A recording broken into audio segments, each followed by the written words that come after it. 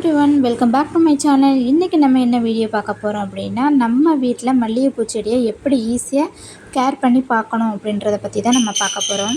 ஒரு சில டிப்ஸை நம்ம ஃபாலோ பண்ணாலே போதும், நம்ம வீட்டிலேயே நம்ம மல்லிகைப்பூ செடியை ஹெல்த்தியாக வளர்க்கலாம்.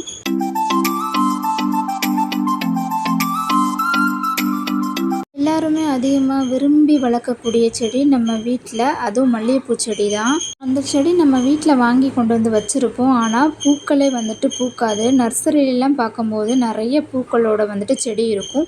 வீட்டுக்கு கொண்டு வந்ததுக்கப்புறம் இலைகள் மட்டுமே வந்துக்கிட்டே இருக்கும், பூக்கள் எதுவுமே இருக்காது. அதுக்கு நம்ம சில டிப்ஸ்களை ஃபாலோ பண்ணாலே போதுமானது. எப்போயுமே நம்ம செடியில் அதுக்கப்புறம் பூ இருந்துக்கிட்டே இருக்கும், மொட்டு உங்களுக்கு அடுத்தடுத்து வச்சுக்கிட்டே இருக்குங்க. அதுக்கு நம்ம செடியில் மல்லிகைப்பூவில் அடியில் முத்தின இலைகள்லாம் இருக்கும். இந்த மாதிரி நான் கையில் கிள்ளி கொடுத்துட்டே இருக்கேன் பார்த்தீங்களா? ஸோ இந்த மாதிரி நீங்கள் கையிலேயே கிள்ளி எடுத்துட்டு அதை நீங்கள் முத்தின இலையாக தான் எடுக்கணும். தளிர்ந்த இலைகள், இப்போ துளிர் வர இலைகளை எடுத்துடக்கூடாது. அதை உங்களோட செடிக்கு கீழவே நீங்கள் போட்டு கொடுத்துருங்க. இந்த மாதிரி நம்ம இலைகளை உருவி கொடுக்கும்போது மொட்டுகள் எங்கெங்கெல்லாம் அது வைக்க வருதோ அதெல்லாம் வேகமாகவே உங்களுக்கு க்ரோத் ஆகி வரும். ஸோ நிறைய புது தளிர்களும் வரும், இலைகளும் வேகமாகவே வளர்ந்து வரும். நீங்கள் இதெல்லாம் உருவி எடுத்துகிட்டு செடி காஞ்சி போயிடும், செத்து போயிடும் அப்படின்லாம் நீங்கள் நினச்சி பயப்படவே வேண்டாம். நீங்கள் தாராளமாக பண்ணலாம். இந்த லீஃபெல்லாம் நம்ம உருவி கொடுத்ததுக்கப்புறம் 1 மந்த்துக்குள்ளேயே உங்களுக்கு அந்த செடிகளில் எல்லா இலைகளுமே வைக்க ஆரம்பிச்சிருவாங்க.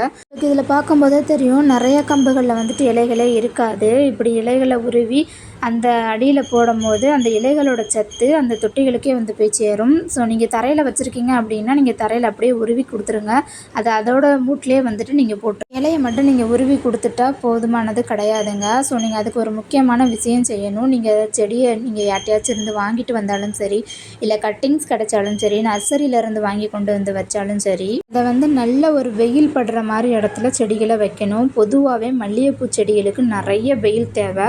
ஃபுல்லாக வெயிலில் தான் இருக்கணும், அப்போ தான் அவங்க பூக்கள் மொட்டுகள் அதிகமாகவே தருவாங்க. இங்கே பார்த்தீங்கன்னாலே தெரியும், நான் மாடியில் தான் வச்சுருக்கேன். நல்ல வெயில் இருந்தும் கூட எனக்கு பூக்கள் தராமல் தான் இருந்தது. இந்த டிப்ஸை ஃபாலோ பண்ணதுக்கப்புறமா தான் எனக்கு மொட்டுகள் நிறையவே வச்சது. ஸோ இந்த டிப்ஸ் எனக்கு எங்கள் அம்மா சொல்லி கொடுத்தது. இந்த மாதிரி உருவி எடுத்து நம்ம கொடுக்கும்போது சூப்பராகவே மொட்டுக்கள் அதிகமாக வைக்கும் அப்படின்னு. அதில் நல்ல தண்ணிகள் ஊற்றிட்டு நல்ல சாணாங்கி, மாட்டுச்சாண உரங்கள் மாதத்துக்கு 2 தடவை நீங்கள் போட்டு கொடுங்க. நீங்கள் இந்த கம்புகளில் பார்த்தீங்களா, புதுசாகவே உங்களுக்கு நிறைய திலுப்பு வருது, நிறைய இடங்களில் துளிர் விட்டு வந்துட்டுருக்காங்க. அது உங்களாலேயே கண் கூட பார்க்க முடியும்.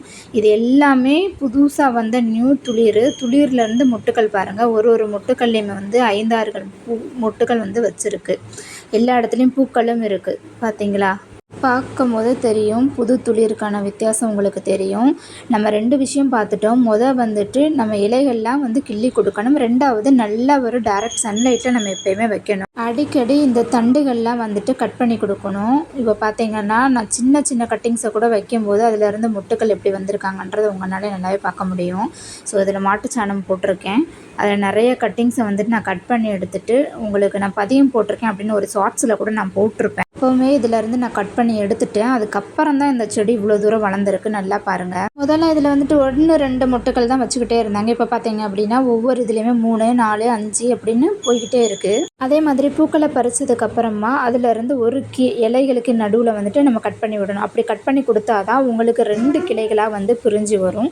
அப்படி இருந்து வர்ற கிளைகளில் வேகமாகவே உங்களுக்கு இந்த மாதிரி மொட்டுக்கள் வைக்குங்க. இந்த மாதிரி நம்ம அடிக்கடி பண்ணி கொடுக்கும்போது நம்மளோட செடிகள் அடர்த்தியாக வளரும். எப்போயுமே நம்மளுக்கு மல்லிகைப்பூ செடியில் ஒரு 10-15 பூக்களாவது நம்மளுக்கு கொடுத்துக்கிட்டே இருப்பாங்கங்க. நீங்கள் நல்ல உரங்கள், வெயில், தண்ணி இதுகளுக்கெல்லாம் கரெக்டாக நீங்கள் ஃபாலோ பண்ணாலே போதுமானது. இதே நீங்கள் தரையில் வச்சுருந்தீங்க அப்படின்னா இதை விட பயங்கரமான ரிசல்ட் கண்டிப்பாக தருங்க. உங்கள் வீட்டிலேயே மல்லிகைப்பூ செடி ரொம்ப நாளாக பூக்கலை அப்படின்னா கண்டிப்பாக இந்த டிப்ஸை ஃபாலோ பண்ணி பாருங்கள். ஈஸியாக க்ரோத்தாகவே வளருங்க.